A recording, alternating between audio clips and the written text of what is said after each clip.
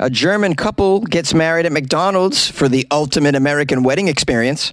Amateur astronomers file class action lawsuits against the telescope companies. And a family takes down a death-themed Halloween decoration because of a neighbor's cancer diagnosis. These are the weird stories from Monday on Weird AF News, the only daily weird news podcast in existence. I have 3 weird news stories, as I do Monday through Friday, for you, my listener. Let's do it. A German couple got married at McDonald's because they wanted the ultimate American wedding. I guess they couldn't afford Dave and Buster's. Got married at a McDonald's. This is the ultimate American white trash wedding, if that's what they're going for. Good job. Before heading to their wedding ceremony earlier this week, newlyweds Mike and Kathy Haller and all of their 23 guests made an unexpected pit stop at their all-time favorite restaurant, a McDonald's in the small town in Michigan. Are they going to tell us what town this is? The German couple rolled through the drive-thru in a red Mustang with the establishment's jingle, "I'm loving it," plastered across the doors, and its distinctive golden arches emblazoned on the hood of the vehicle. They went through the drive-thru and got married through a McDonald's drive-thru. I didn't know you could do that. I know they have drive-thru weddings in Las Vegas.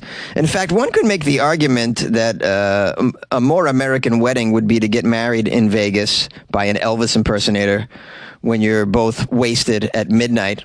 We could make that argument. We have a quote here from Kathy, the bride.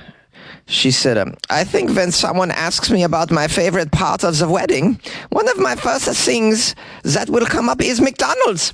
The experience we had there was so unique, so special. The next time I'm at the McDonald's, I will have these memories with me forever."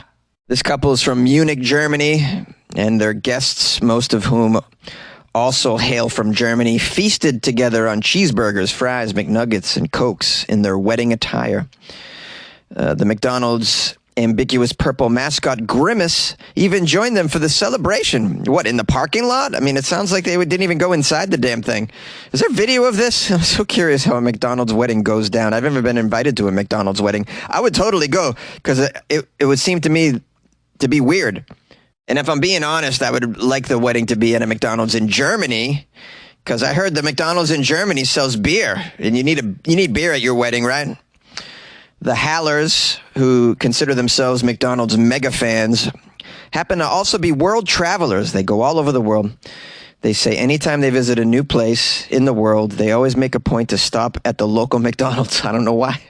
Why wouldn't you want to eat all your meals at the local places? You're going to go to a McDonald's, huh? You go to McDonald's in Taipei.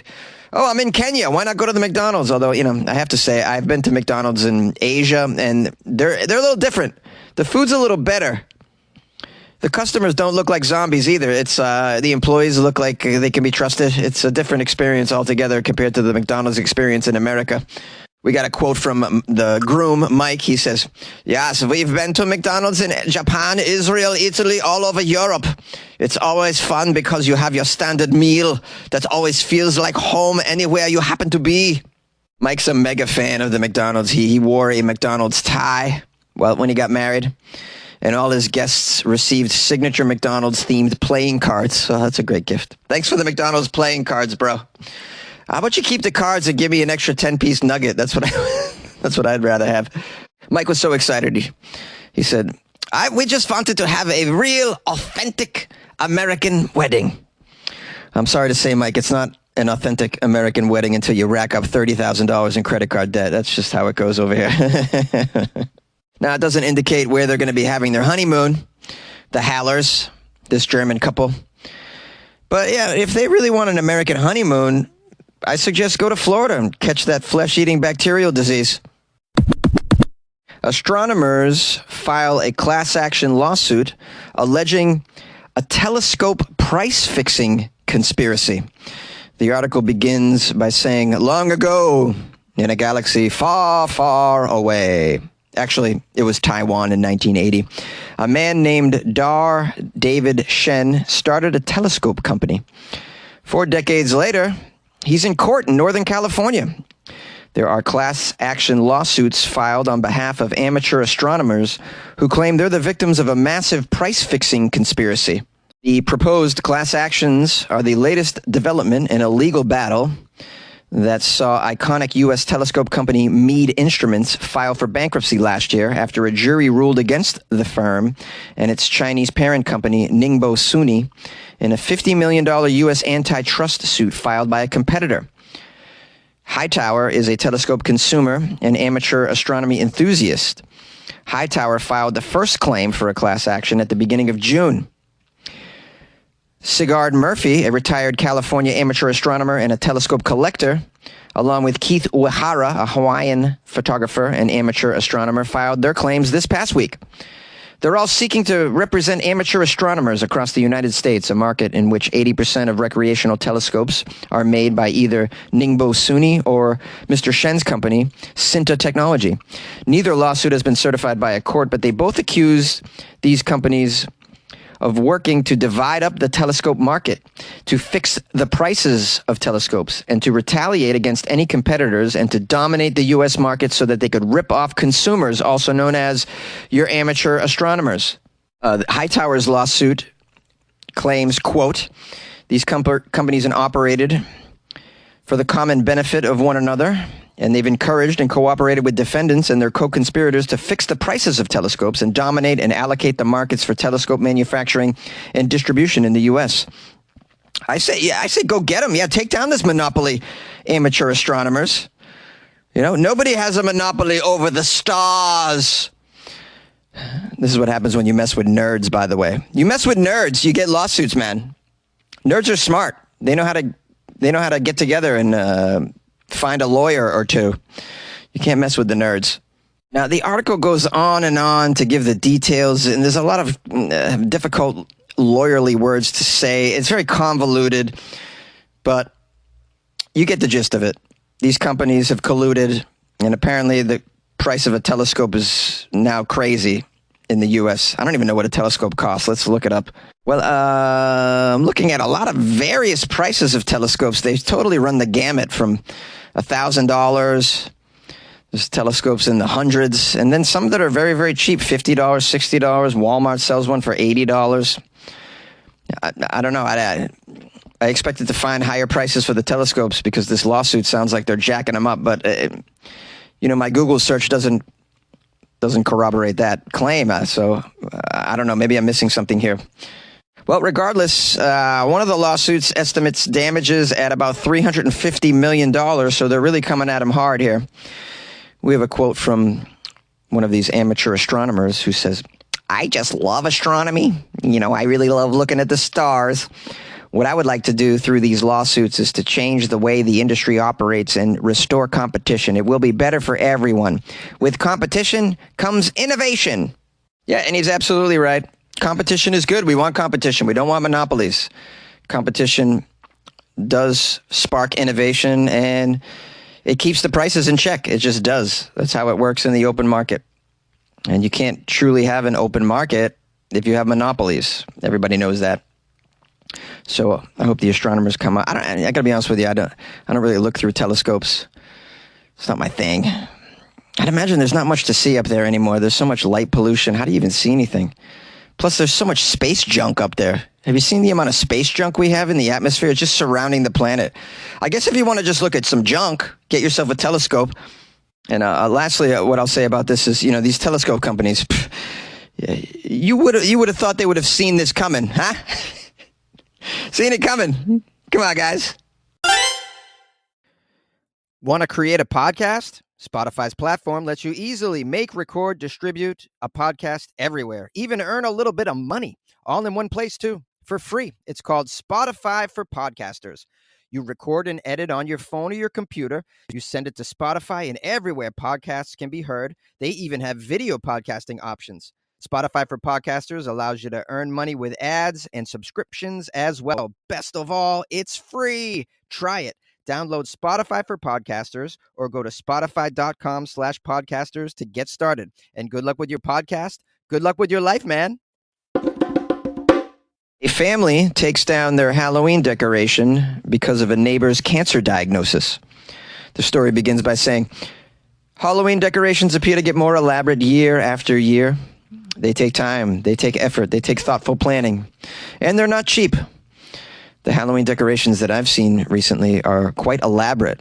They're getting better and better every season, which I enjoy. I passed many houses that were done up last night on my way to my show in Ontario, California. Shout out to Ontario. They got some good Halloween decorations, Ontario. You're doing it well. Doing it well. Amazing stuff I saw. Now, the story that I have here is from Dukin, South Carolina. We have a woman named Selena who decorated her front yard to look like a graveyard. She wanted to take it up a notch this year, so she purchased a large skeleton carrying a casket. She thought that would look amazing in the graveyard. I'm sure it did. Last week, a neighbor knocked on Selena's door and said, I know you're celebrating Halloween and all that stuff, and it looks great, but there's a man in this house with me who just got diagnosed with lung cancer the other day, and the thing is just kind of scary. The man then asked for the casket to be removed. As he explained, he's trying to redirect the man's thoughts away from this potentially fatal prognosis that he was just given. Of course, that's a tricky situation to be put in. On the one hand, you want to celebrate Halloween. Selena has some children, she says, that are very amped about all of the new Halloween decorations that they got. But they decided to take it down. Her husband removed the decoration from the front yard, hauled it away. Selena posted about this on social media saying, honestly, I was a little sad at first, but I thought about the bigger picture here. My removing the casket isn't really hurting me at all, but it might ease and bring my neighbor a little bit of peace as he adjusts to this new news. Kindness is free, everyone, and compassion can really go a long way. Selena says she still has some time before Halloween, and she's contemplating what she could replace the coffin decoration with. She does love this spooky holiday very much, but she also respects her neighbors. Wow, isn't that something? You don't meet a lot of people that behave like this in the U.S., I have to say. People that act selflessly are hard to find. I wanted to cover this story because it's Halloween season, and also because I wanted to put it out there to see what you guys thought of this decision that she made. Would you have removed the casket? I mean, arguments can be made on both sides. I mean, you could say that it is insensitive to have the casket out there right next to the guy who just got diagnosed with the cancer. But you could also say, hey, man, just me removing this casket isn't going to really bring you all the peace you think it's going to bring you, because unless you never turn on your television or look at your smartphone, you're still going to see Halloween-themed everything. I mean, they're playing horror movies right now. October's filled with these kinds of images. You can't get away from them. You go to any store, you're going to see these images, caskets, skeletons, death. It's just going to remind you. It's going to put you in that headspace no matter where you go or what you look at in the month of October. So one could make that argument.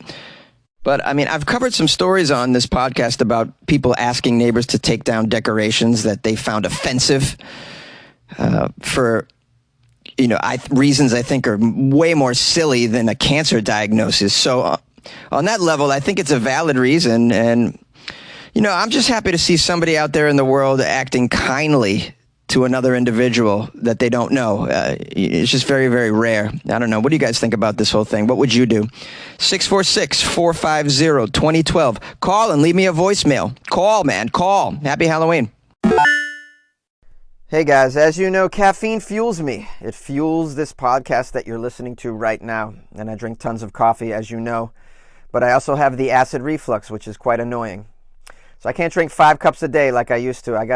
I've had to find another source of caffeine to help me get through. I have a little green elixir that I've been taking called Magic Mind. It's a great coffee alternative. Gives me the energy I need and increased focus. Super helpful. And instead of that 4th, 5th cup of coffee, I just have this little green shot. It gives me the energy I need without the jitters and without that annoying acid reflux. It's a delicious green shot. It has healthy ingredients like vitamins B and C and matcha. And for my listeners who, like me, are coffee addicts, like me, and maybe you want to try a healthy alternative, try Magic Mind. And I got an offer for my listeners right now. Go to magicmind.co/weirdaf and use the code WEIRDAF20. That'll give you 20% off either a one-time purchase or a subscription. And the link, again, magicmind.co/weirdaf. Use the code WeirdAF20 for my listeners, and try Magic Mind. I recommend it. Hey, everybody. Thanks again for spending some time with Jonesy and the Weird AF News podcast. I appreciate everybody reaching out to me over the weekend. You guys can always send me a note to my email, funnyjones@gmail.com. You can also send me links to weird stories that you come across as well that you think might be appropriate for the podcast. So I always find that helpful, and I appreciate all my listeners for making my job a little easier by sending me the stories that you guys come across. Super helpful, super helpful. If you want to call the show, the number is 646-450-2012. And if you want to keep up with what Jonesy's got going on in my own personal world, or where I might be performing stand-up comedy, then go to my Instagram @funnyjones. I recently got booked in Dallas. I'll be going back to Dallas a month from today, November 16th through the 20th. So if you guys are in Texas and want to check me out, I'll be there. And I'll be up in the Bay first week of December. Those are the only real out-of-state travel plan, not out-of-state, out of LA travel plans that I have in the foreseeable future anyways. Other than that, I'm always doing shows locally in SoCal, including shows coming up in Long Beach and San Diego. So, yeah, follow me on the gram @funnyjones to keep up with all of that. And if you guys want to help out, please consider leaving a review of the podcast on either Amazon or Apple Podcasts, also known as iTunes. And if you want to support the show by joining the Patreon or buying me a cup of coffee, then the website is weirdafnews.com. Anyways, appreciate you guys, and we'll see you tomorrow, and good luck with your life, man.